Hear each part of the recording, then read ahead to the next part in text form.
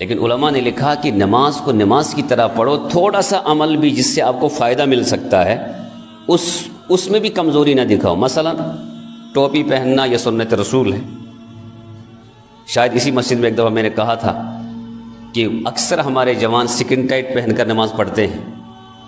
دنیا کا کوئی بھی مفتی نہیں کہے گا نماز لوٹانی ہے، لیکن یہ ضرور کہے گا کہ نماز نہیں ہوئی ویسے جیسی نماز ہونی چاہیے تھی۔ دنیا کا کوئی بھی مفتی یہ فتویٰ نہیں دے گا کہ نماز آپ نے پڑھی اور ٹوپی کے بغیر پڑھی تھی، نماز ہوئی یا نہیں، نماز تو ہو گئی، لیکن یہ ضرور کہے گا کہ کمزوری رہی، یہ ضرور کہے گا کمزوری رہی۔ کیوں؟ کہ محمد الرسول اللہ صلی اللہ علیہ وسلم کی وہ ادا جو آپ نے اپنی زندگی میں نماز کی حالت میں یا نماز سے باہر آپ نے زندگی میں اپنائی ہے، اس میں آپ اور ہم کمزور ہیں، تو نماز میں کمزوری تو رہے گی، سیدھی سی بات ہے۔ فتویٰ ایک الگ چیز ہوتی ہے، فتویٰ کی روشنی میں بہت ساری چیزیں آپ کر لیں، کوئی مسئلہ نہیں، لیکن کبھی ایسا ہوتا ہے کہ اگر اس میں احتیاط نہ برتی جائے، احتیاط کے نہ برتنے کی وجہ سے کبھی بہت بڑا فیصلہ بھی ہو سکتا ہے اللہ کی طرف سے۔ اس لیے ہم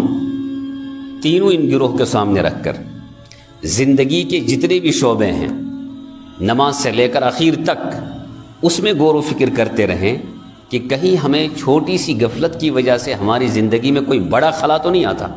کوئی بڑا نقصان تو نہیں ہو سکتا ہے۔ میٹرک میں اگر کبھی کسی کو ایک نمبر جو ہے کم ہوتا ہے،